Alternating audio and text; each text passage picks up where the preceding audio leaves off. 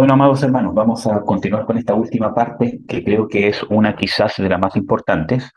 Como la última parte que como se llama, habíamos visto fue hace tanto tiempo, fue hace como quizás 3, 4 semanas atrás, por el tema de fin de año, ¿cierto? Y todo lo demás. Vamos a hacer un resumen, ¿cómo se llama? Obligado un poco, ¿cierto? De qué es lo que hemos visto hasta ahora. ¿Ya? Entonces, este estudio tiene que ver con qué es el verdadero arrepentimiento, pero más que nada con la necesidad que tenemos de arrepentirnos, el llamado que Dios nos hace, ¿cierto? Al arrepentimiento. Y uno de los fundamentos más grandes es que Jesucristo vino a buscar a pecadores. O sea, si yo creo que no soy pecador, que no tengo de qué me tengo que, ¿cómo se llama?, arrepentir, entonces, ¿para qué vino Cristo por mí? ¿Cierto? Y Jesús es claro cuando dice de que yo he venido no, ¿cierto?, a buscar a justos, sino a pecadores que necesitan de arrepentimiento. Eso no significa que no, que haya gente que no necesite del arrepentimiento, sino Jesús dice esto en el contexto que había gente que se creía tan justo que no necesitaba de arrepentimiento. ¿Ya? Ahora, hay que entender de que esa palabra arrepentimiento, cuando usted la lea en la Biblia, no es solamente sentirse mal por algo que pasó, porque hay una diferencia entre el arrepentimiento divino o bíblico y realmente simplemente el remordimiento o la culpa que yo siento solo por las consecuencias que me vino a hacer algo malo. Ejemplo, una persona, por ejemplo, cuando comete un delito constantemente, ¿cierto? Está cometiendo un delito, otro delito, cuando es descubierto y cuando empieza a sufrir las consecuencias, como por ejemplo una multa o ir preso, ¿cierto? Todo lo demás, siente un remordimiento. No es un arrepentimiento, porque su mente sigue igual, su forma de pensar sigue igual, sino que siente un pesar porque está pagando las consecuencias de lo que hizo, pero solamente porque fue descubierto.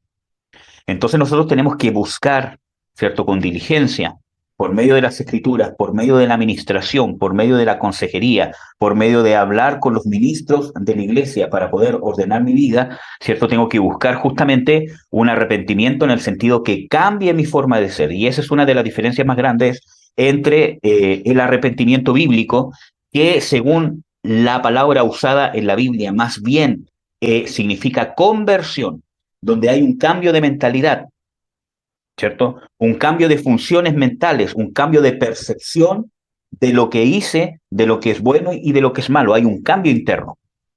Entonces, esa es una de las grandes diferencias entre el arrepentimiento o la conversión bíblica, ¿cierto? Y simplemente el remordimiento, ¿verdad? Que el arrepentimiento produce un cambio, no es simplemente el pesar por las consecuencias o por sentirme mal por algo que hice, sino que realmente hay un cambio en mí, cambié mi percepción, por lo tanto ahora mi percepción me hace ver de que las cosas que hice o las que quiero hacer son malas, por lo tanto eso produce que yo empiece a cambiar, a rechazar lo malo. No es simplemente que sepa que es lo malo, sino que hay un rechazo, una aversión. ¿Ya? Nosotros también vimos que en el Antiguo Testamento, ¿cierto? Esa palabra eh, que uno puede encontrar como el arrepentimiento o la conversión, realmente significa cambiar de dirección a una dirección opuesta. ¿Ya? El Evangelio del Reino inevitablemente incluye el arrepentimiento. Es un requisito si usted quiere vivir en el reino, y no solamente para ser salvo, sino si usted quiere mantenerse en el reino, eso es, los beneficios del reino de Dios, el perdón, la justicia, la sanidad, la liberación, la prosperidad, todas las cosas que son beneficios del reino de Dios, usted necesita vivir en una condición de arrepentimiento o en una condición de conversión, de cambio constante de mi mentalidad, aprendiendo lo que es bueno y aprendiendo lo que es malo. ¿Ya? Es una demanda de Dios. Dios demanda a todos los hombres en todos los lugares que se arrepientan o se conviertan, se vuelvan de su mal camino. ¿Ya? ¿Qué más? Es un requisito, ¿cierto?, para el derramamiento del Espíritu Santo. Es necesario para poder creer, es necesario para ser visitado por Dios. Anula la ira de Dios. Todo pecado conlleva la ira y el castigo de Dios. Y el arrepentimiento es el que anula la ira de Dios sobre nosotros, porque nuestro arrepentimiento del que estamos hablando está basado en la sangre de Jesucristo, en el sacrificio de Jesucristo, en aquel que recibió la ira de Dios, porque si no, el arrepentimiento no tendría sentido. Yo podría sentirme muy arrepentido, Pero si el castigo no hubiese caído sobre Dios hecho hombre, sobre Jesucristo, ¿cierto? No tendría ningún sentido mi arrepentimiento porque no me llevaría a ningún escape. En cambio, como hay alguien por sobre cayó ese peso, yo tengo la oportunidad de arrepentirme con una puerta redentora, porque el pecado ha sido pagado por Jesucristo. La falta de arrepentimiento, siendo cristianos, la falta de estar constantemente arrepintiéndome, trae juicio de Dios. Y no solamente el juicio venidero, ¿cierto? Sino juicio ahora.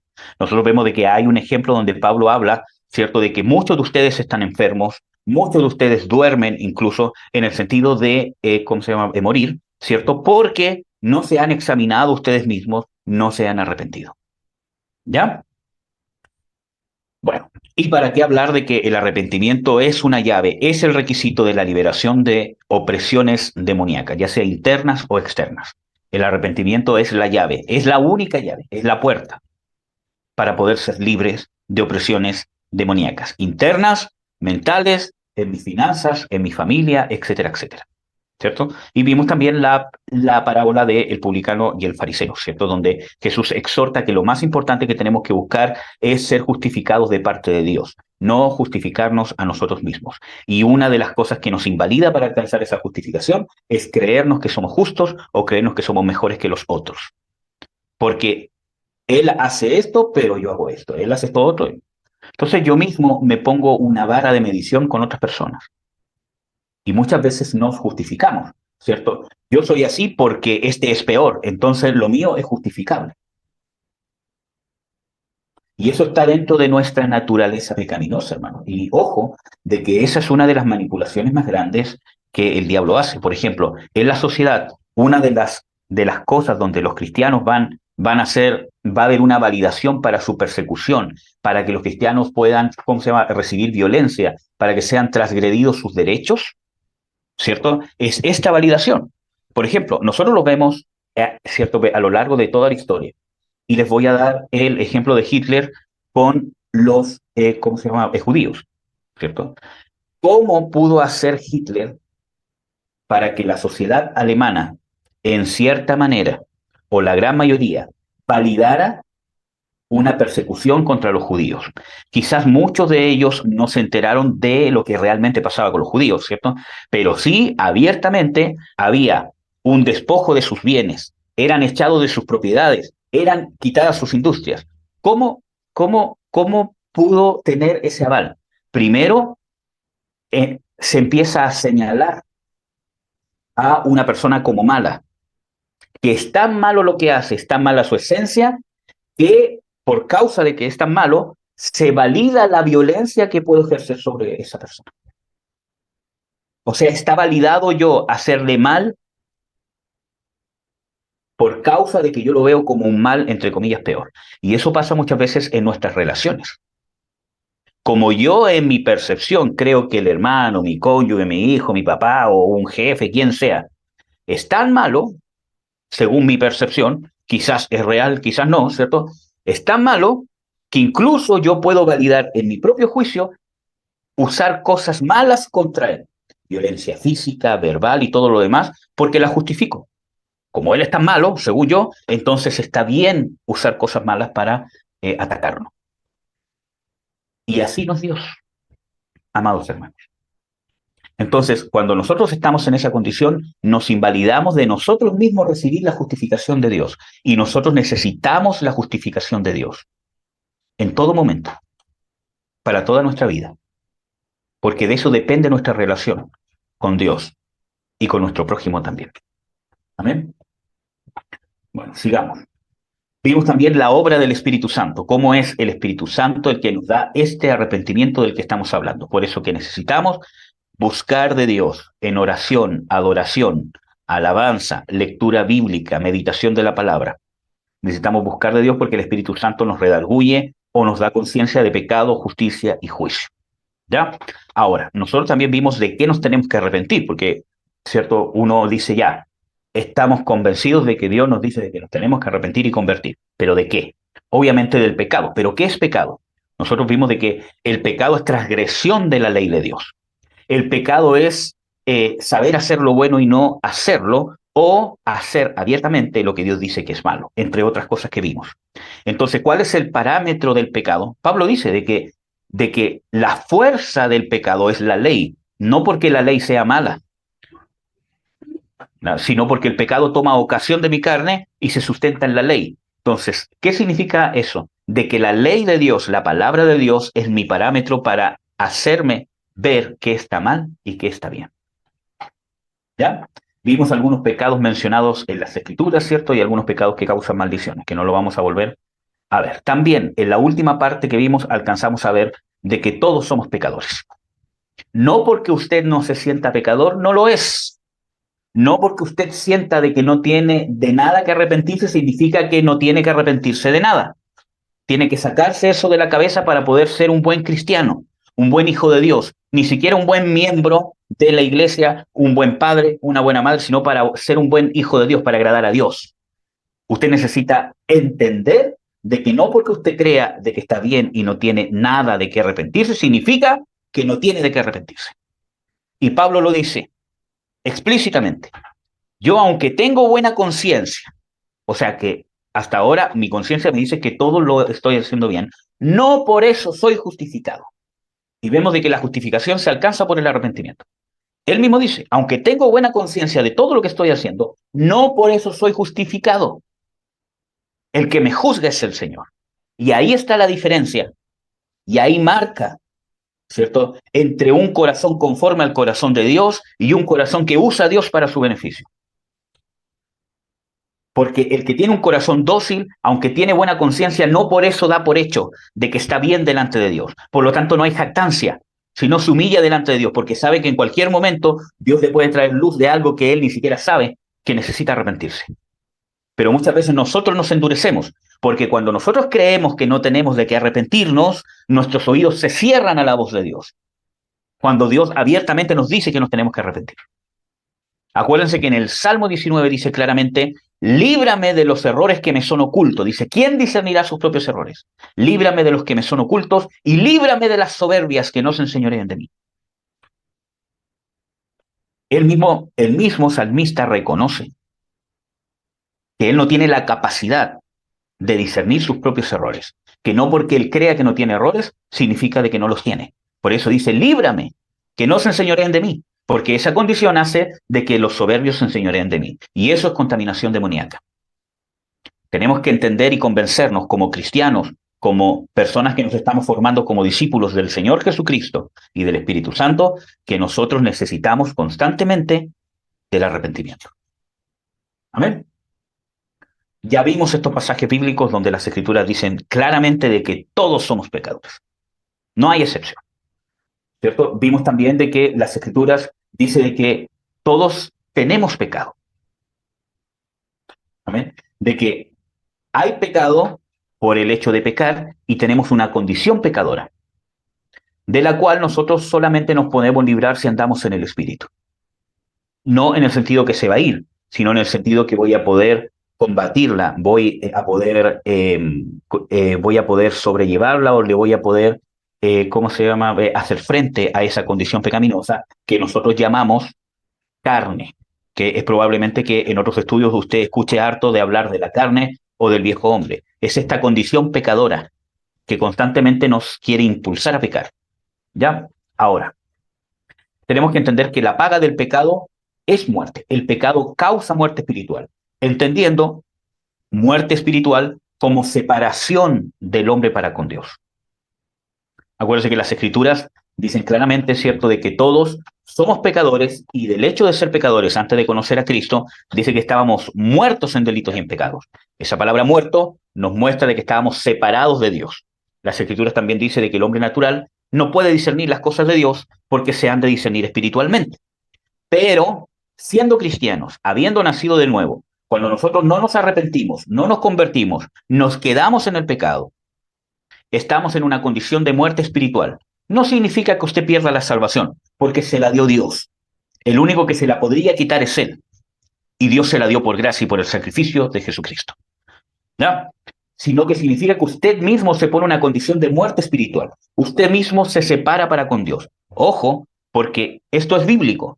Pablo, cuando habla en Primera de Corintios sobre los cristianos carnales, los niños en Cristo, dice, vosotros os comportáis como gente natural. Y resulta que la gente natural no puede discernir las cosas de Dios porque se han de discernir espiritualmente.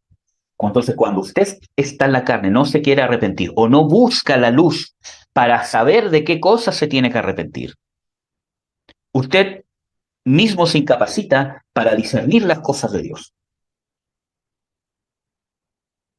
Amén. El arrepentimiento es la llave de nuestra relación con Dios.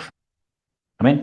Ahora, en Santiago 1:15, por ejemplo, como ustedes pueden ver acá, dice, la concupiscencia, después que ha concebido, pare el pecado, y el pecado siendo cumplido o consumado, dice en la versión 1960, engendra muerte, separación para con Dios. Vuelvo a repetir, no es que usted pierda su salvación, pero usted se separa para con Dios, pierde comunión con Dios. La llave para recuperar esto es el arrepentimiento. En realidad, más que el arrepentimiento, es el perdón de Dios el que le da vida, como dice en Colosenses 2. Pero la llave para alcanzar el perdón de Dios es el arrepentimiento. No hay perdón si no hay arrepentimiento. Amén. Ya. Y aquí viene la parte de las buenas nuevas, porque hasta ahora, ¿cierto? Puras cosas, entre comillas, malas, ¿cierto? Que es pecado, ¿cierto? Que es necesario el arrepentimiento, que el arrepentimiento es conversión, que me tengo que dar vuelta, pucha, el hermano, ¿cierto? Me llenó de miedo y también, ¿cierto? Las maldiciones, los pecados que producen maldiciones, contaminación demoníaca, ¿cierto? Y todo lo demás. Pero ahora vamos a ver las buenas nuevas, que Jesucristo se sacrificó para que seamos perdonados. La llave de esto, usted, como creyente, es alcanzar el perdón de Dios. Usted dirá, ya lo alcancé en la salvación. Vimos un estudio que hablaba de la salvación, que hablaba del el nuevo nacimiento, y usted mismo nos enseñó, ¿cierto?, de que ya alcanzamos el perdón de Dios. Sí, alcanzamos el perdón de Dios porque el pecado fue borrado de nosotros, en el sentido de la condición de pecador condenado. Pero nosotros constantemente necesitamos vivir del perdón de Dios.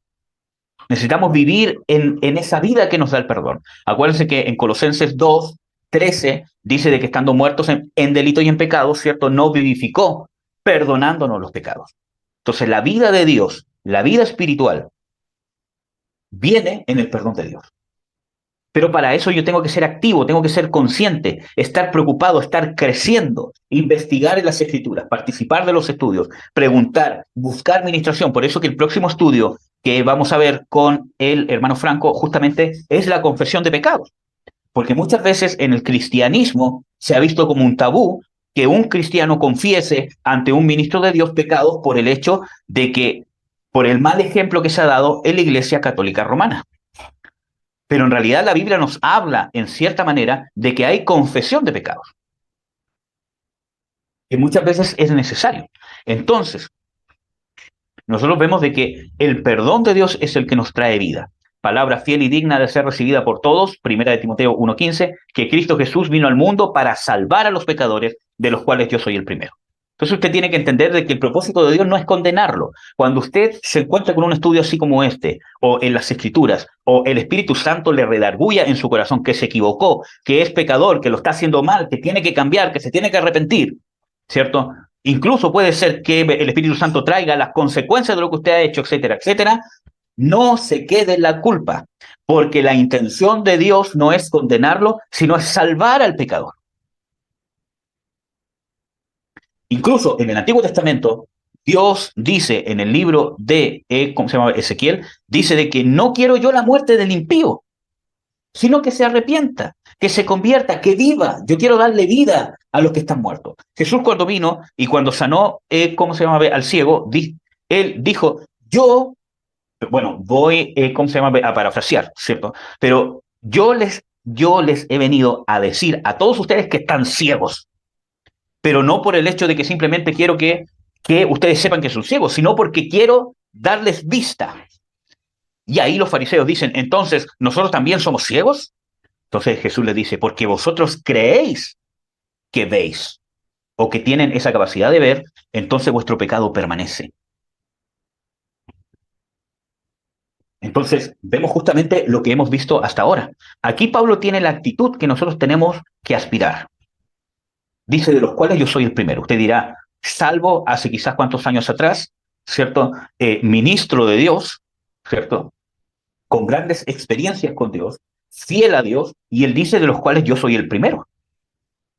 Él no se olvidó de su condición pecadora, sabía que era pecador. En 1 de Juan 3:5 dice, y sabéis que Él apareció para quitar nuestros pecados. Eso es lo que quiere hacer Dios, eso es lo que quiere hacer Jesús, eso es lo que quiere hacer el Espíritu Santo en su vida, quitar su pecado.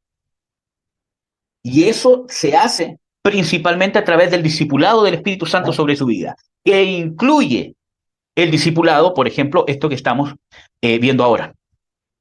Que incluye, porque, ojo, que el discipulado bíblico es más que escuchar un estudio. Hay una relación, ¿cierto? Ayer vimos, ¿cierto?, de que el discípulo sigue al maestro. No es que el maestro está encima del discípulo como un niño, sino que el discípulo toma una acción. Es el discípulo el que sigue al maestro, el que pregunta, el que está atento, el que busca crecer. Amén. Entonces, dice de que sabéis que Él apareció para quitar nuestros pecados. ¿Cómo Dios quita nuestros pecados? Moldeando nuestra forma de ser. Amén. En Efesios 1:7 dice, en el cual tenemos redención por su sangre, la remisión de pecados por la riqueza de su gracia. Mire, hermanos, tenemos redención por su sangre. La remisión de nuestros pecados. Esa palabra remisión es decir de que esa palabra es rescate, es haber pagado el precio. Está ahí, pero nosotros no lo tomamos porque no nos arrepentimos. Entonces, hermanos, corra a los pies de Cristo. Nosotros luchamos por no pecar, pero si caíste en lo que sea, o si te das cuenta que has estado equivocado toda tu vida, como creyente, como mamá, como papá, como esposo, como lo que sea, corra a los pies de Cristo, no te endurezcas, no te justifiques. Es que Él, es que allá, es que aquí, corra a los pies de Cristo porque tenemos redención por su sangre, nos perdemos la redención, menospreciamos la sangre de Jesucristo. Cuando queremos justificarnos, decir, es que no puede ser tan así, es que si la Biblia lo dice, es tan así. Pero nos ofendemos con Dios. ¿Cómo Dios nos puede tratar de pecadores? Es que somos pecadores. ¿Cómo Dios puede ser tan estricto? Es que así es la ley de Dios. Pero la redención por su sangre está a nuestra disposición. En 1 de Juan 1 también dice de que si confesamos nuestros pecados, Dios es fiel y justo en perdonar. Usted dirá, entonces, ¿cuándo voy a ser libre de este pecado? Porque siento que esto es más fuerte de mí. Si vuelve a caer, se vuelve a levantar. Y si vuelve a caer, se vuelve a levantar. Y el ejercicio del discernimiento del bien y el mal, del arrepentimiento, del contrañir el corazón, de buscar más presencia de Dios para no pecar, nos va a llevar a vencer nuestras debilidades. Amén. ¿Qué más? Nos encontramos también en Gálatas 3:22, más encerró la Escritura todo bajo pecado. Por eso que yo le decía de que la forma que usted sepa que es pecado es a través de la lectura de las Escrituras, del estudio de las Escrituras, que se le abran las Escrituras, no solamente a través de estudios como estos, no solamente a través de su lectura bíblica, sino a través del consejo, de preguntar, que se le dé luz a través de la Escritura en aspectos prácticos de su vida, para que la promesa fue dada a los creyentes por la fe de Jesucristo. Amén. Entonces, vamos a seguir. En Hechos 26:18 también dice, para que abra sus ojos, para que se conviertan de las tinieblas a la luz y de la potestad de Satanás a Dios, para que reciban por la fe que es en mí remisión de pecados. Amén.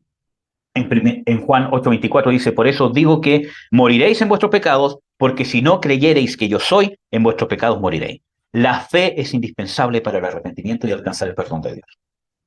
Amén. Jesús quiere que nosotros vivamos, no que muramos en nuestros pecados. Y de eso nos tenemos que convencer, que la gracia de Dios está a nuestro favor, no porque usted sea especial, no porque usted sea la víctima de alguien, sino porque Jesús hizo un sacrificio por usted. Y por su sangre somos justificados. Y cuando hablamos de su sangre, no se imagine una vasija con sangre en el cielo que cada vez es tirada sobre el altar cuando usted peca. Cuando la Biblia habla de la sangre, está haciendo un recordatorio de que cuando se habla de la sangre de Jesucristo, porque tuvo que salir de su cuerpo, tuvo que ser flagelado, tuvo que ser derramada. Cuando se habla de que la sangre de Jesús es derramada, a veces nosotros queremos entender que es una forma, ¿cómo se llama?, poética, pero para que cuando se habla de que la sangre de Jesús de que hay fe en la sangre de Jesús, se habla de que el sacrificio le quitó la sangre a Jesús, para tratar de explicarlo, ¿cierto? Entonces, el cual Dios ha propuesto en propiciación por la fe en su sangre, es decir, fe en su sacrificio, para manifestación de su justicia, atento a haber pasado por alto en su paciencia los pecados pasados, con la mira de manifestar su justicia en este tiempo para que Él sea el justo y el que justifica al que es de la fe de Jesús. Ojo, de que cuando dice aquí de que en su paciencia, habiendo pasado por alto los pecados pasados, no significa que Dios dijo, hagamos borrón y cuenta nueva. Porque si no, ¿para qué morir Jesús? ¿Para qué morir Jesús? ¿Cierto? Sino que cuando dice que haber pasado por alto en su paciencia los pecados pasados, significa que nuestra condición pecadora ni siquiera merecía que Dios interviniera. Y mucho menos que el mismo Dios hiciese hombre. En ese sentido, Dios pasó por alto nuestros pecados, ¿cierto? Y fue más allá de nuestra condición pecadora para pagar el precio de nuestro pecado. ¿Amén? ¿Qué más? El amor de Dios en el perdón de pecados. Y esto es lo más interesante, hermanos, porque nosotros, para que usted pueda ser lleno del amor de Dios, para que usted pueda amar con el amor de Dios, para que usted pueda, porque para poder amar con el amor de Dios a mi prójimo, en mi familia, primero me tengo que llenar del amor de Dios. Para que usted sea lleno del amor de Dios, el amor de Dios se manifiesta en el perdón de pecados y no en otra circunstancia que no sea eso. Usted puede sentir que Dios la abraza, usted puede sentir que Dios le da aliento, usted puede sentir cosas maravillosas, cosas en la guatita, ¿cierto? Y todo lo demás, y que flota en el aire cuando ora. Qué bien, qué bueno. ¿Puede ser de Dios? Claro que sí, nadie dice que no. Qué hermoso que lo vivió. Amén, aleluya, gloria a Dios. Pero la manifestación del amor de Dios, el amor de Dios se manifiesta en el perdón de pecados. Amén. Romanos 5:6 dice, porque Cristo cuando aún éramos flacos o débiles, a su tiempo murió por los impíos. Ciertamente apenas muere alguno por un justo, con todo podrá ser que alguno osara morir por el bueno. Mas Dios encarece su amor para con nosotros, porque siendo aún pecadores, Cristo murió por nosotros. Luego, mucho más ahora, justificados en su sangre, por él seremos salvos de la ira, porque si siendo enemigos fuimos reconciliados con Dios por la muerte de su Hijo, mucho más, estando reconciliados, seremos salvos por su vida. ¿Qué nos quiere mostrar las Escrituras por medio de esto? De que cómo Dios encarece su amor para con nosotros. Que a su tiempo Cristo murió por los impíos. Que siendo aún pecadores, Cristo murió por nosotros. Por eso es importante que usted no se olvide nunca de su condición pecadora. No es que nadie le esté sacando nada en cara. Pablo incluso le habla a la iglesia y dice, vosotros erais fornicarios, erais esto, de las cuales cosas aún os avergonzáis el día de hoy. Pablo habla muy, ¿cómo se llama? Abiertamente sobre su pasado. Él dice, yo fui perseguidor de la iglesia y probablemente participó en asesinatos. Entonces, él traía a memoria y se avergonzaba de eso ante Dios, no como una condición condenatoria, que yo me culpo, que pobrecito de mí, sino porque eso lo hacía ver la gracia que lo sustentaba de Dios. Entonces, ¿dónde encarece Dios su amor? En que siendo aún pecadores, Jesucristo murió por nosotros. No se olvide nunca de eso. Porque Dios no nos ama con un amor platónico. Dios nos ama con un amor que se entregó. Y ojo que dice, siendo aún pecadores, es algo que usted no se tiene que olvidar. Por eso que vimos el otro pasaje que dice, habiendo pasado por alto, ¿cierto? ¿Por qué? Porque no es que haga un borrón y cuenta nueva, sino que nosotros no merecíamos, y mucho menos que Dios pusiera un sacrificio. Entonces Él pasó por alto nuestra condición pecadora, que no ameritaba, al contrario, que Dios interviniera. Y Dios intervino de una manera eficiente, siendo Él mismo el sacrificio. Entonces no nos olvidemos que Dios encarece su amor en que nosotros, siendo aún pecadores, nos salvó, nos perdonó, nos disipula, se preocupa de nosotros, nos escucha, está comprometido y nos manifiesta su fidelidad, nos da las promesas, siendo aún pecadores. Por eso que es por gracia, por causa del sacrificio de Jesús. Amén.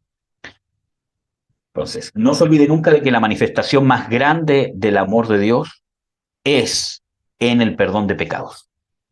Amén. Nunca se olvide de eso. En Romanos 8 dice, el que aún a su propio hijo no escatimó, dice en la versión 1960. Antes le entregó por todos nosotros. ¿Cómo no nos dará también con él todas las cosas?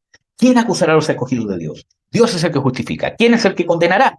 Cristo es el que murió, más aún el que también resucitó, quien además está a la diestra de Dios, el que también intercede por nosotros. ¿Quién nos apartará del amor de Cristo? ¿Tribulación, o angustia, o persecución, o hambre, o desnudez, etcétera, etcétera?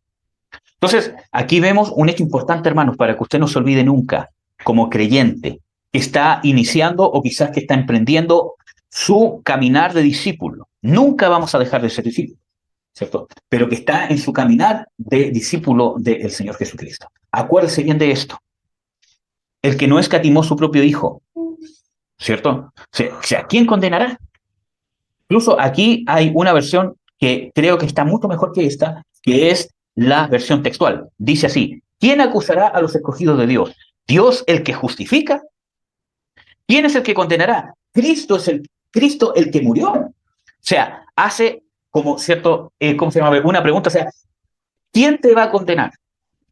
¿Dios el que te está justificando te va a condenar? Por el sacrificio de cierto, el Señor Jesucristo, que no escatimó, ¿cómo se llama? A su propio hijo. ¿Quién te va a condenar? Jesús, el que murió por ti en la cruz. O sea, los únicos que tienen el poder. Por eso dice, ¿quién condenará o quién acusará a los escogidos de Dios? Porque el único que tiene el poder para condenar es Dios o Jesucristo. Y tiene doble poder para condenar porque más encima se hizo hombre y cumplió la ley perfectamente. Tiene doble derecho. Entonces, dice, o sea, Dios, el único que puede condenarte, te va a condenar si Él es el que te está justificando. Jesucristo te va a acusar si es el que murió por ti en la cruz. No nos olvidemos nunca, Dios no nos va a condenar. Dios no nos va a acusar. Quiere darnos vida, quiere manifestar su amor en el perdón que ciertamente te quiere dar. El perdón está dado en el sacrificio de Jesucristo. El amor de Dios ha sido derramado en nuestros corazones por el Espíritu Santo. Dios nos ama. ¿Habrá algún detalle de tu vida que escape de la preocupación exhaustiva de Dios? Incluso tus errores. Todo va a ser usado por Dios por causa del amor de Dios, porque nada de eso te puede separar del amor de Dios. Somos nosotros los que nos separamos del amor de Dios porque no nos queremos arrepentir. La manifestación más grande del amor de Dios o la manifestación del amor de Dios se da en el perdón de pecados. Amén, amados. Busque el perdón. No solo sentirse mal, no se quede en la culpa, hermano. Reciba el perdón. No se quede en la condena. Reciba el perdón. Porque Dios no lo quiere condenar. Jesucristo no lo quiere acusar. Si Él es el que murió en la cruz, el que no escatimó a su propio hijo. Sáquese de la cabeza las acusaciones del diablo, que no eres digno, que qué vas a orar, que qué vas a participar, que qué vas a predicar, que cómo vas a alabar y ahora te vas a congregar. Sáquese esas condenaciones. Porque ese no es Dios. Si usted se tiene que arrepentir y realmente no es digno de congregarse, no es digno de orar, admítalo, Señor, no soy digno, pero recurro a tu gracia, te pido que me perdones por el sacrificio del Señor Jesucristo y reciba el perdón de Dios y levántese, siga adelante. Eche fuera las acusaciones del diablo o sus propias acusaciones.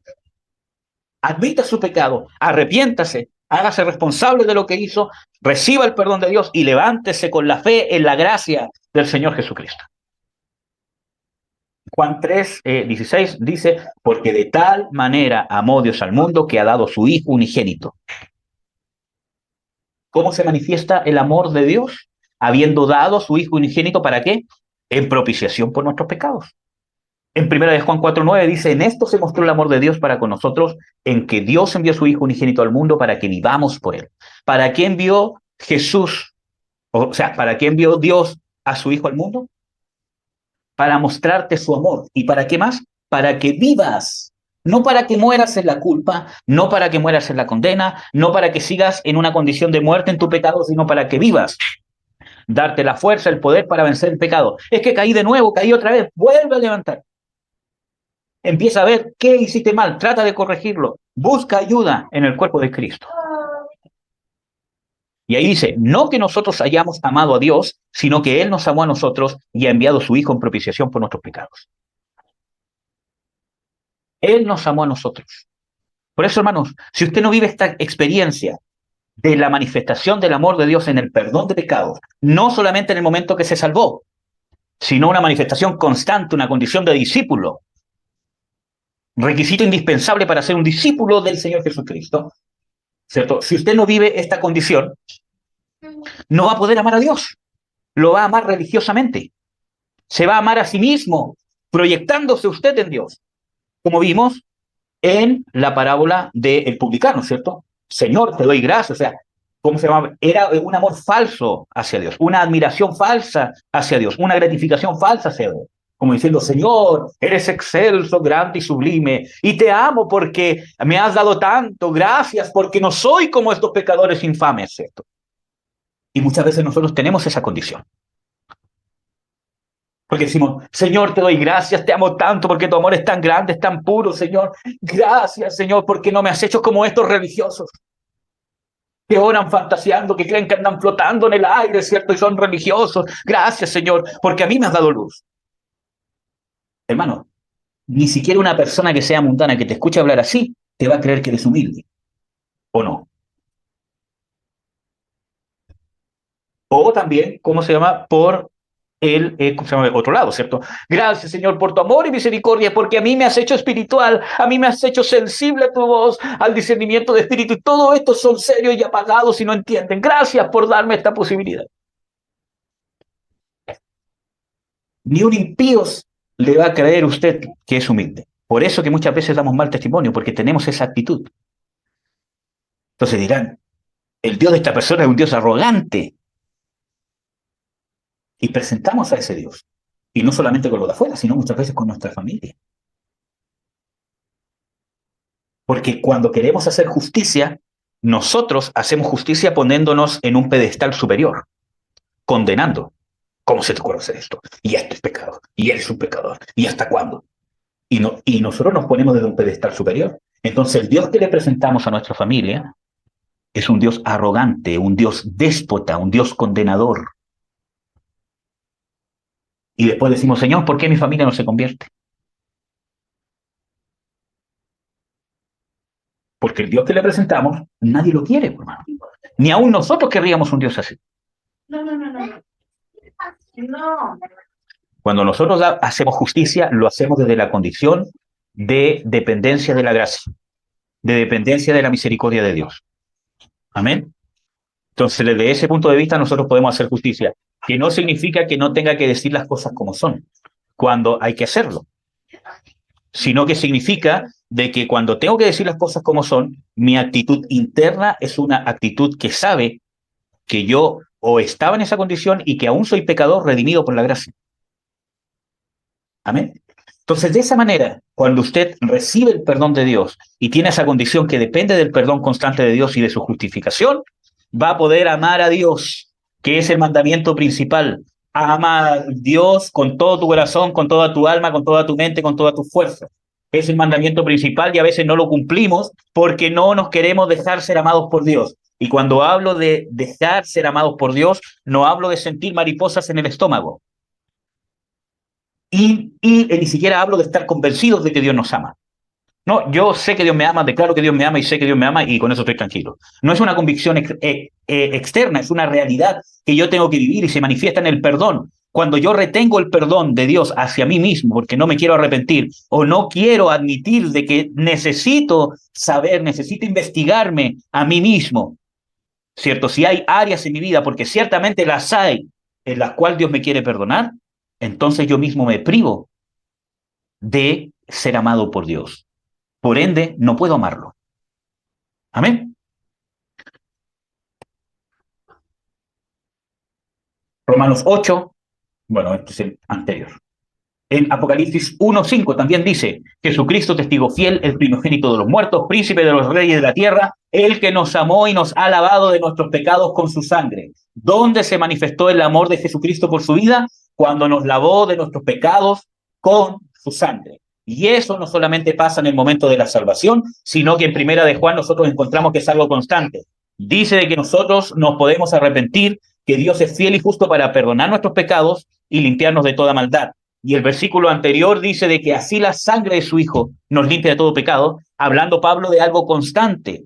Pablo le está escribiendo, o sea, Juan le está escribiendo a creyentes, no a impíos para que sean salvos, sino le está hablando a gente que es salva, que tiene que seguir pidiendo perdón, confesando sus pecados para que Dios lo perdone y los limpie de toda maldad. Y así la sangre de su Hijo Jesucristo nos limpia de todo pecado. Y así usted recibe el amor de Cristo. Amén. Bueno, vamos a continuar. Dios nos hace una invitación a arrepentirnos y a convertirnos. Hechos 3:18 dice, pero Dios ha cumplido así lo que antes había anunciado por boca de todos sus profetas, que su Cristo había de padecer. Así que, ojo, así que por causa de que Cristo había de padecer del padecimiento de su Hijo amado, quien se hizo hombre, así que por causa de este padecimiento, arrepentíos y convertíos para que sean borrados vuestros pecados, pues que vendrán los tiempos de refrigerio de la presencia del Señor. Dios nos hace una invitación por causa del padecimiento, y esas son las buenas nuevas, de que hubo un Cristo que padeció, y ese Cristo es Dios, el Dios viviente encarnado, el Hijo de Dios encarnado. Padeció injustamente para nuestra justicia. Así que está abierta la puerta. Arrepiéntete, conviértete. Eso nos da una seguridad de que la intención de Dios es perdonar. Por eso Dios mismo nos invita a arrepentirnos. En Isaías 1:18 dice, venid luego, dice Jehová, y estemos a cuenta. Si vuestros pecados fueren como la grana, como la nieve, serán emblanquecidos. Si fueren rojos como el carmesí, ¿cierto? Vendrán a ser como blanca lana. Y ojo, que aquí dice, venid luego. Y ahí está la invitación. Y estemos a cuenta. Y ese venir luego, como ya vimos, ¿cierto? Nos habla de que hay un tiempo de arrepentimiento, hay una diligencia que tiene que estar en nosotros, hay una respuesta a esta invitación. Venid luego, o sea, ahora es el día. Cuando Dios te da luz, es el momento de arrepentirte. Es que Dios ya me dijo que esto era pecado y yo me he resistido. Bueno, si Dios te está dando luz ahora otra vez que te tienes que arrepentir de ciertas cosas, hoy es el día, arrepiéntete. Está a cuentas con Dios, porque la cuenta fue pagada por Jesús. Por eso que la invitación es el arrepentimiento y a la conversión. Esas son las buenas nuevas del Señor Jesucristo. ¿Ya? Nosotros vamos a hacer un repaso ahora para terminar de qué es la conversión. Ya vimos en cierta manera qué era en el Antiguo Testamento y cierto en el Nuevo Testamento. Pero como un resumen, nosotros podríamos decir de que la conversión, cierto, significa volverse, acercarse y regresar. Es un retorno hacia Dios. No es solamente apartarme de algo que yo entiendo ahora que es malo y empezar a vivir de la manera contraria, sino que esa manera contraria me lleva a vivir según las normas de Dios. Por lo tanto, hay un interés, hay una diligencia en aprender las normas, la moral de Dios. Por lo tanto, mi moral mental interna tiene que empezar a cambiar según la palabra, las enseñanzas, la exposición de las Escrituras. Las Escrituras dicen de que la exposición de la palabra de Dios hace sabio al sencillo.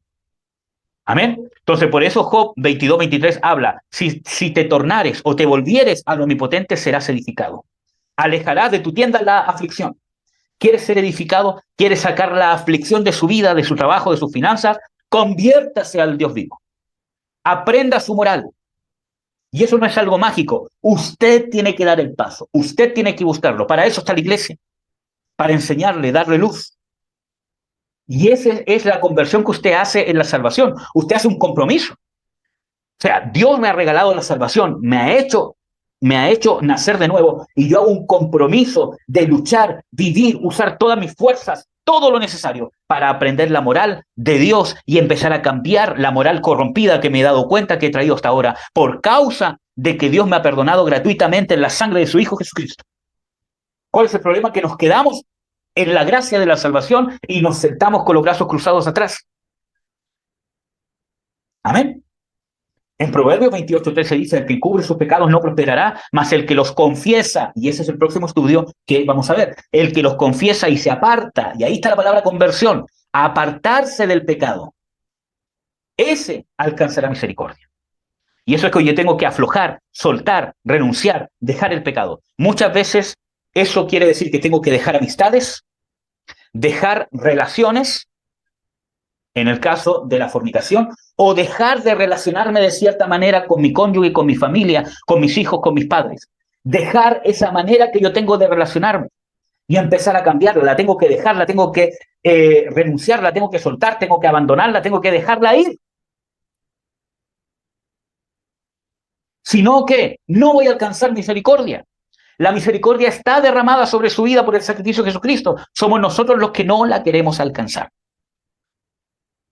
Usted dirá, entonces, ¿la misericordia de Dios depende de mis obras? No, porque por causa de esa misericordia usted tiene la opción de apartarse del pecado. Si no, ni siquiera eso podríamos hacer. ¿Amén? Entonces, bueno, ¿qué más? Como ya vimos en el Nuevo Testamento, la palabra griega es metanoia, que significa un cambio de mente, un cambio de pensamiento. No es solamente sentirse mal, ¿ya? Eso ya lo vimos en parte, así que lo vamos a pasar rápido. Vamos a llegar a la conclusión de esto. Dice, ser convertido no es nada más pasar de una dirección consciente a otra, sino hacerlo con una aversión en contra de la dirección anterior. Y se los voy a explicar después, ¿cierto?, en una conclusión que vamos a ver. Dios es el autor de la conversión. Miren, amor, miren, amados hermanos, ni siquiera eso podemos hacer, por eso que es por gracia. Porque que usted tenga la opción de responder al llamado de Dios a la conversión es una gracia. Porque si no fuese por la gracia de Dios, usted, por muy arrepentido que estuviese, no tendría ni siquiera la opción de volverse a Dios. Porque es Dios quien nos da la posibilidad de volvernos a Él por el sacrificio de Jesucristo y por la constante aplicación de los beneficios del sacrificio a su vida por medio del Espíritu Santo. En el Salmo 85:4 dice, vuélvenos, oh Dios, salud nuestra, y haz cesar tu ira de sobre nosotros. ¿Quién es el que nos vuelve? ¿Quién es el que nos convierte? Dios. En Jeremías 31:18, que debería ser un pasaje que usted se aprenda de memoria, conviérteme y seré convertido porque tú eres Jehová mi Dios. ¿Cuándo usted se va a convertir realmente? Cuando Dios lo convierta. Vemos que es por gracia de Dios. Amén. ¿Qué más?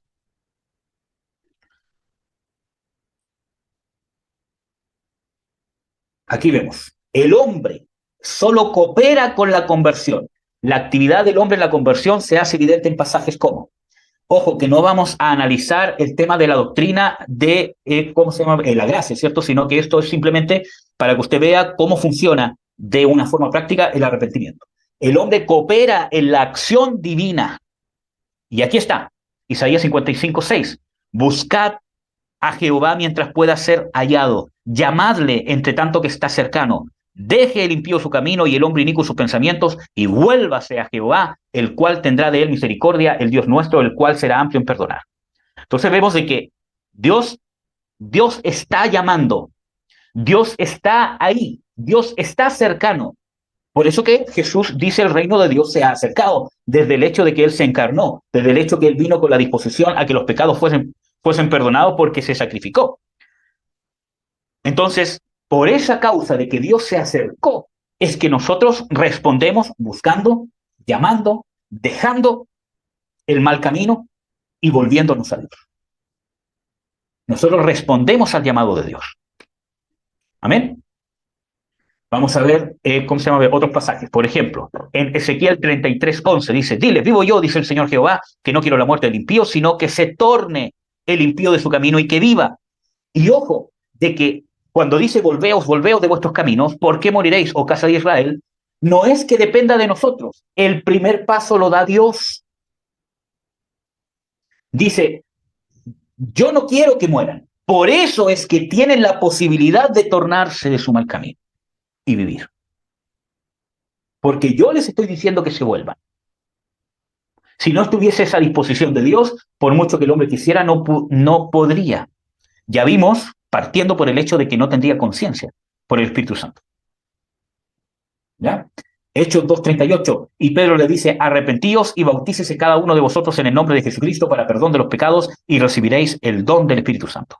Ahí vemos cuando vemos de que hay un compungir de corazón a las personas que Pablo les estaba, predicando, y él dice, ¿qué haremos, varones hermanos? ¿Cierto? Le dice, arrepentidos. Ahí está la respuesta al compungir que ya había puesto el Espíritu Santo en ellos.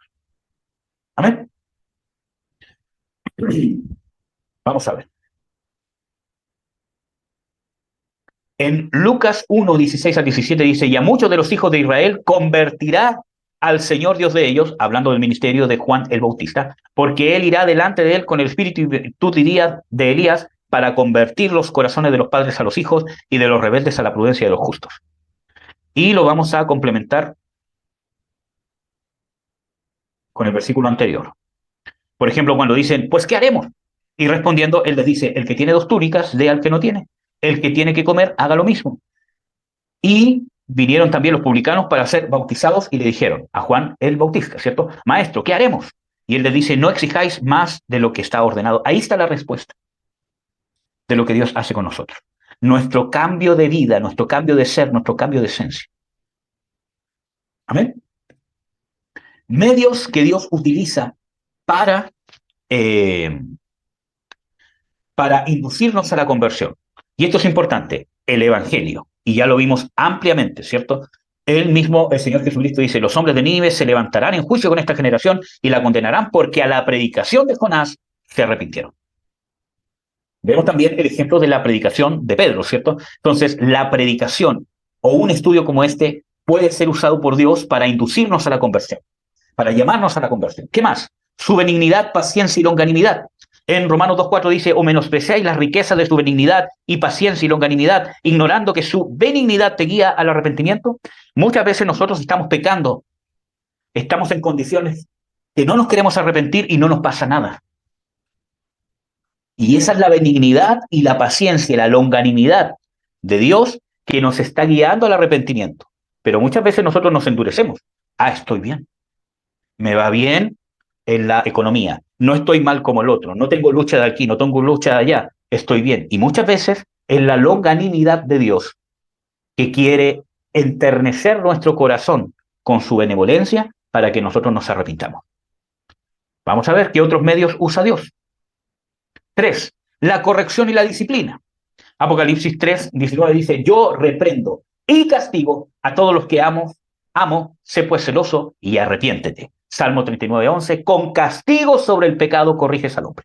Así que sáquese esa frase de la mente de que Dios no castiga, porque Dios castiga y reprende al que ama. Por lo tanto, Jesús dice, sé pues celoso y arrepiéntete. Entonces, la corrección, la disciplina de Dios, los castigos sobre el pecado, muchas veces ni siquiera las consecuencias del pecado, sino castigos de Dios por causa de lo que estamos haciendo, que se puede, Miren, incluso Job habla de que Dios habla de 2 maneras. Y, no habla de ver ángeles, de sueños majestuosos y cosas así, sino que dice por sueños, porque en sueños Dios corrige al hombre para que se aparte de su mal camino y librarlo de la muerte. Y dice, y por otra cosa también Dios le habla al hombre. Cuando castiga, cuando por la enfermedad que llega a quedar postrado en la cama, deseando ya no vivir más, para apartarlo de su mal camino, sacarlo de la soberbia y de la arrogancia. Ejemplo bíblico. De 2 maneras habla Dios al hombre. Entonces muchas veces vienen castigos por nuestros pecados para corregirnos. Y así nos lleva al arrepentimiento. ¿Qué más? La exhortación de otros hermanos. Y hermanos no solamente habla de hermanos de la iglesia, sino que obviamente está hablando de ministros, incluso muchas veces de hermanos, muchas veces dentro de nuestra familia. Y muchas veces nosotros no queremos escuchar a nuestros hermanos que nos dicen, oye, estás mal, tienes que cambiar esto. ¿Por qué nos justificamos? Es que él está más mal que yo, es que aquí y allá, es que él... Y a veces es un medio, no a veces, sino que es un medio por el cual Dios nos lleva al arrepentimiento y nosotros nos perdemos el perdón de Dios, el amor de Dios, la vida de Dios. Segunda de Timoteo 2:14, que el siervo del Señor no debe ser litigioso, sino manso para con todos, apto para enseñar, sufrido, que con mansedumbre corrija a los que se oponen. Si quizás Dios les dé que se arrepientan para conocer la verdad y se zafen del lazo del diablo en que están cautivos a voluntad de él. Vemos de que también la exhortación, la corrección de los hermanos de los ministerios nos lleva al arrepentimiento. Es un instrumento que Dios mismo usa. Amén. Así que no lo menosprecie, hermanos. ¿Qué más? Y obviamente el Espíritu Santo, que es uno de los pasajes que ya vimos. Dice de que Jesús dice de que el Espíritu Santo nos va a redarguir de pecado, de justicia y de juicio, de pecado por cuanto no creen en mí, etcétera, etcétera. Amén. Eso ya lo vimos.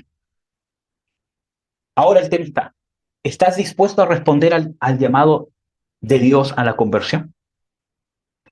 Y aquí está el resumen que yo les iba a decir, y hermanos, por favor, si pueden ver este video después con tiempo, anoten esto, grábenlo en una hoja, esto que está aquí ahora, donde sea, ¿cierto? Dice, la conversión es un proceso, lo primero que tiene que saber, el cual Dios comienza en nosotros y al cual nosotros vamos respondiendo.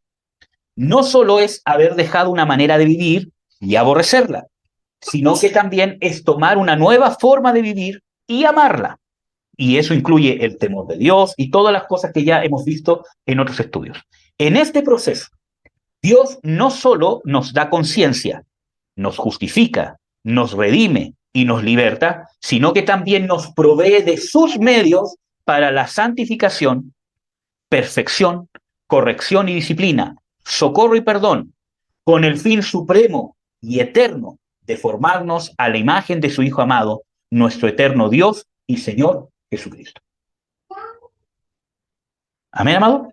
Apréndase eso, porque eso le va a servir. Anótelo, léalo cada cierto tiempo, esta definición de conversión, porque es la conclusión de todo esto. Amén. Bueno, déjenme ver qué hora es.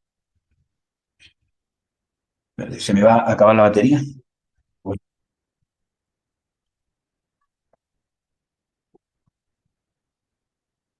Ya, ahora estoy psicólogo. Para terminar, amado, quiero terminar con este pasaje, ¿cierto? Que es la mujer que mucho amó, de Lucas 7:36 al 48. Y quiero que me puedan acompañar en eso. Si tiene su Biblia ahí, abra. Lucas 7:36 al 48. Vamos a ver. Dice, y le rogó uno de los fariseos que comiese con él. Y entrando en casa del fariseo se sentó a la mesa. Y aquí una mujer que había sido pecadora en la ciudad, como entendió que estaba en la casa de aquel fariseo, trajo un alabastro de ungüento.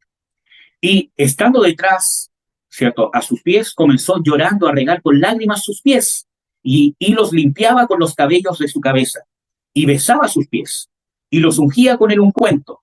Y como vio esto el fariseo que le había convidado, habló entre sí diciendo, si fuera profeta, conocería a quién y cuál es la mujer que le toca, que es pecadora. Entonces, respondiendo Jesús, le dijo, Simón, una cosa tengo que decirte. Y él dice, di, maestro. Un acreedor tenía dos deudores. El uno le debía 500 denarios y el otro 50. Y no teniendo ellos de qué pagar, perdonó a ambos. Di pues, ¿cuál de ellos le amará más? Y respondiendo Simón dijo, pienso que aquel al cual perdonó más. Y él le dijo, rectamente has juzgado.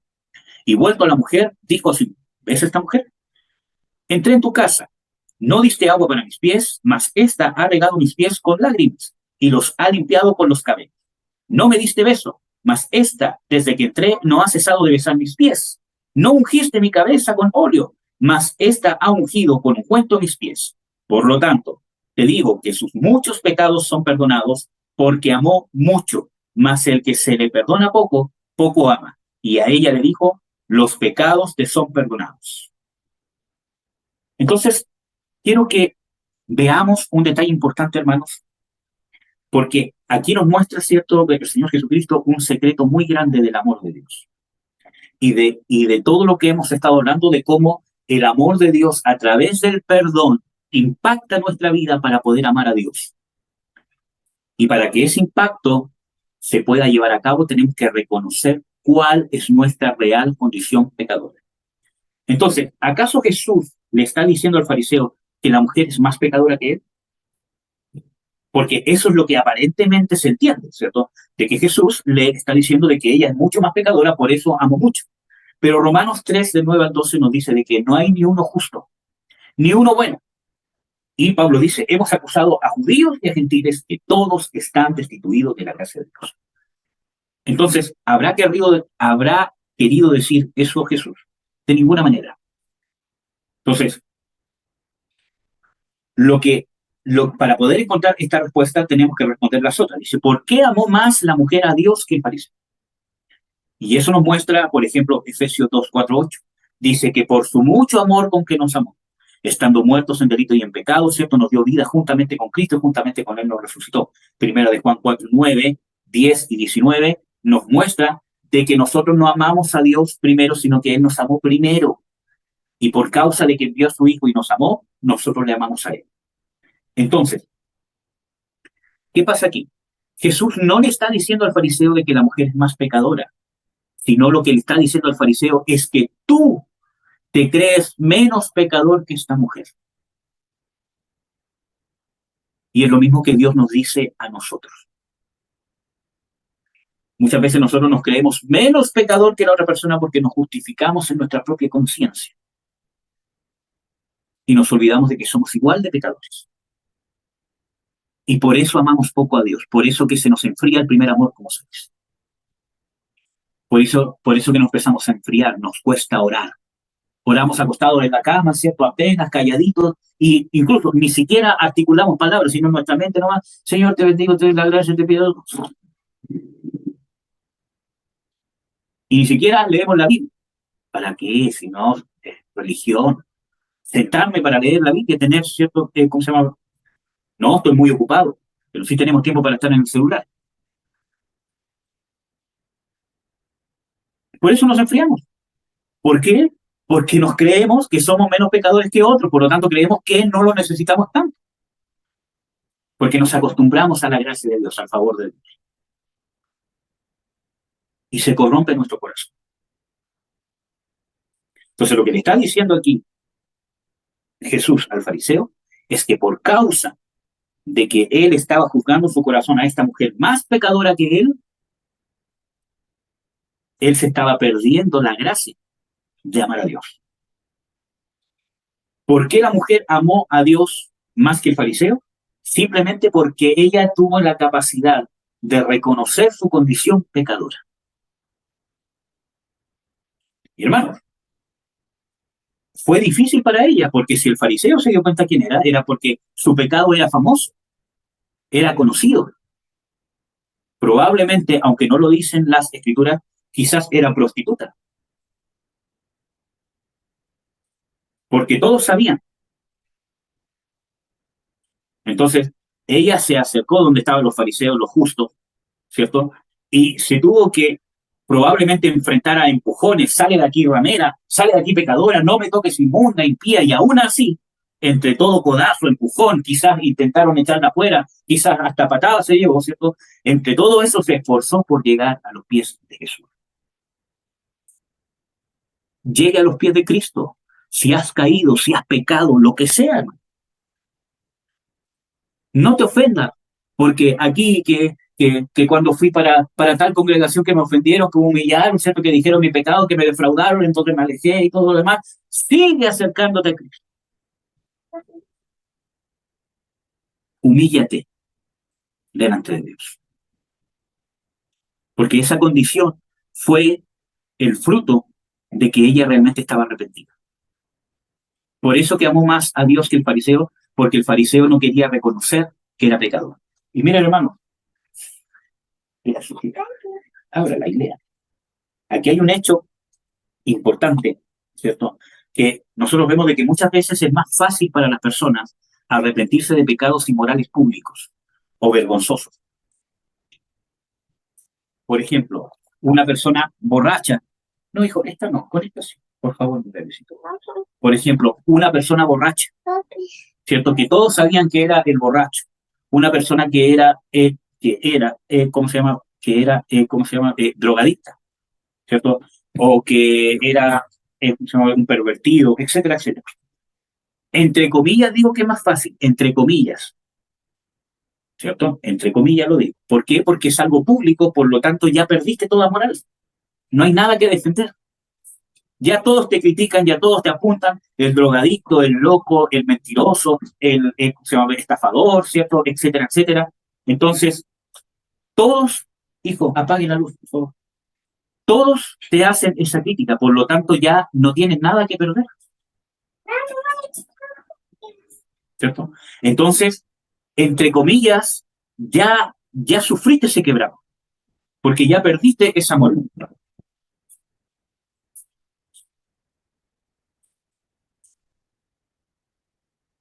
¿ya? Entonces, como ya perdiste esa moral, es más fácil para ti, entre comillas digo, no porque sea más sencillo, ¿cierto? Sino porque realmente viviste ese quebranto. Pero muchas veces es mucho más difícil lidiar con los pecados que no son vistos por los demás, especialmente la arrogancia y la soberbia. ¿Por qué? Porque muchas veces nos justificamos. Como yo no fui drogadicto, como yo no bebo alcohol, como yo no salí a fiesta, como soy un buen padre, como soy una buena madre, ¿cierto? Como soy un buen trabajador, ¿cierto? Y todo lo demás, entonces me cuesta mucho más llegar a esta condición, como el fariseo, que por causa de no admitir que él era tan pecador como la mujer, se perdió el favor de Dios. Amén. Amén, hermanos. Entonces, nosotros tenemos que entender de que la manifestación más grande del amor de Dios es en el perdón de pecados. Y que cuando nosotros llegamos a esta experiencia de este quebranto, lo buscamos, entonces podemos recibir, sentir, vivir, experimentar el amor de Dios que nos hace amar mucho a Dios. Para ser perdonados hay que arrepentirse y tener conciencia de pecado, incluso siendo cristianos. Hay que creer en el sacrificio de Jesucristo. ¿Qué más? Hay que confesar y apartarse del pecado. Todos estos son requisitos para recibir el perdón de Dios. Hay que perdonar para ser perdonados, como Dios nos perdona en Cristo. Y ese es un requisito fundamental. Nosotros tenemos que perdonar. Si que su discipulado como cristiano empieza a perdonar, si usted ha sido víctima de abuso, víctima de cualquier tipo de cosa, empieza a perdonar, pero no un perdón humano, no es su perdón que a usted le calma la conciencia, sino busque perdonar con el perdón con el cual Cristo lo perdonó, con ese perdón incondicional, con ese perdón que se basa y se sustenta en el amor ágape de Dios. Pero para eso primero tiene que recibirlo, para poder dar. Amén, hermanos. Así que eso, amados hermanos, hasta aquí lo vamos a dejar, este estudio, y les voy a dejar el Salmo 51. Yo les di una tarea, ¿ya? Yo, cuando doy tareas, hermano, ¿cierto? Lo hago realmente porque siento que es una exigencia que está haciendo Dios, ¿ya? Nunca las exijo después, porque yo no quiero estar formando niños, sino gente madura que despierte en nosotros, ¿cierto? Un compromiso con Dios en nuestro crecimiento, no conmigo y no con ninguna otra persona. Entonces yo les dije de que escribieran en un cuaderno y diariamente empezaran a orar, ¿cierto? Las cosas que Dios les iba mostrando para arrepentirse, ¿cierto? Ahí lo pueden ver con más detalles, ¿cierto? En el video, ahí está, ¿cierto? Entonces ahora vamos a orar. Si usted lo hizo, ahora va a recibir liberación y va a recibir perdón de Dios y vida, ¿ya? Si no lo hizo, hágalo, ¿cierto? Y Dios le va a dar vida porque la intención de Dios es darnos vida y vida en abundancia. Amén. Bueno, Padre, en el nombre de Jesús, te doy las gracias, Señor, por tener la oportunidad de compartir tu palabra. Te quiero dar gracias, Señor, por tu sacrificio, por el sacrificio que hiciste en la cruz, por el perdón que nos das a través de la sangre de tu Hijo Jesucristo. Te quiero dar gracias, Señor Jesús, por todo tu amor inefable manifestado en tu perdón, en tu gracia, en tu misericordia, Señor. Quiero darte las gracias y las honras, Señor, de todos los pecados que has traído conciencia a nuestro corazón en todos estos días, en todas estas semanas, Señor. De todos los pecados de los cuales nosotros diligentemente hemos buscado, Señor, arrepentirnos, examinarnos a nuestra mente, a nuestro corazón. Señor, yo declaro, y no lo declaro para que sea hecho, sino que declaro lo que tú hiciste en la cruz solamente. Señor, que tu perdón ha sido desatado sobre nosotros, que de todos los pecados que mis hermanos se han arrepentido de corazón sincero, quiero Quiero poder transmitirle la buena noticia, que sus pecados han sido perdonados, redimidos en el nombre de Jesús, que son limpiados de toda maldad, que por la sangre de Jesucristo son limpiados sus pecados, que han recibido vida y vida en abundancia, que el perdón de Dios está a su favor, que todos estos pecados son redimidos, son remitidos ante tu presencia y por la sangre de Jesucristo son borrados y que ahora se empieza a manifestar la vida de Dios y vida en abundancia, que le empieza a dar vida a las áreas muertas que ha matado el pecado en nuestra conciencia, nuestra moral, nuestra sexualidad, nuestras finanzas, nuestro carácter, nuestra forma de pensar. Todo eso empieza a resucitar por medio del poder que resucitó a Jesucristo de entre los muertos, a través del perdón de Dios, por medio del arrepentimiento, por medio de la conversión, en el nombre de Jesús. Las áreas que han sido muertas por el vicio de la pornografía, por el vicio del alcohol, por el vicio de drogas, por el vicio de cualquier cosa. Todas esas áreas de nuestra mente, de nuestro intelecto, de nuestra anatomía, de nuestra fisiología, de nuestra mente, que están muertas por causa del vicio, empiezan a resucitar en el nombre de Jesús. Se rompen ligaduras, se rompen ataduras en el nombre de Jesucristo de Nazaret. No por causa de que yo lo estoy orando, sino por causa de que tú lo hiciste en la cruz, por causa de que nos hemos arrepentido, de que hemos respondido, Señor, al llamado, a la conversión, al arrepentimiento, por causa de tu perdón, por causa de tu sacrificio, por causa de que estás dispuesto a perdonar, por causa de que estás dispuesto a hacer la obra en nosotros, por causa de tu amor y de tu misericordia.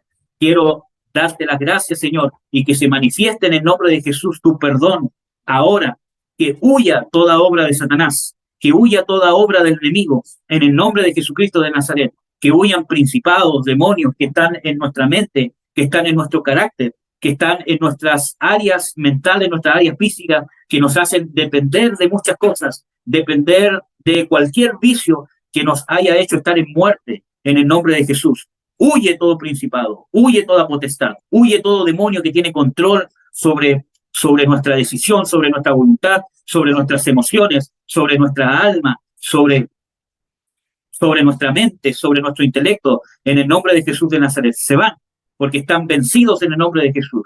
Huyen de nuestro carácter, huyen de nuestra personalidad, por causa de que se manifiesta el perdón y la vida de resurrección que derrotó la muerte, que nos ha trasladado de la potestad de las tinieblas al reino de su Hijo amado, en quien tenemos redención por su sangre, el perdón de pecados. En el nombre de Jesús de Nazaret, declaro la vida del Señor Jesucristo sobre cada uno de nosotros por causa de su perdón y merecido pagado en la cruz. En el nombre de Jesús, en el nombre de Jesús.